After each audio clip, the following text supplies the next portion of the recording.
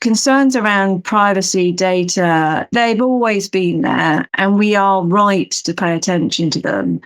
But scaremongering doesn't help. And the best way to get on top of that, or to try and get on top of that, is education. You educate your way out of these things as best as you can. When you moved on to that sort of scam point, then that was kind of where my mind went as well, as you were sort of talking through that. And I think just that there were some of those stats from the beginning around that more than half of us don't have the full set of essential digital skills for work, but also 60 million people don't have the full set of skills to stay safe online. And I think that kind of feeds into it, but also that probably the definitions of those, what is deemed an essential digital skill for work and what is deemed safe sort of digital usage is probably evolving itself all the time because of these things, isn't it? Yeah, I'd also say, when you talked about take up and you've got your groups of natives, early adopters, you will find that the natives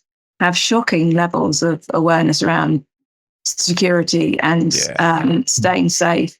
So these figures are also slightly misleading. They might be really good at picking up your app and running with it, but they probably don't know a lot of basic stuff about how to manage their own security and personal footprint online. So some of these groupings and some of these things, they hide the fact that they're not quite as straightforward as they appear. And I think young people in general have always been assumed to be digital natives.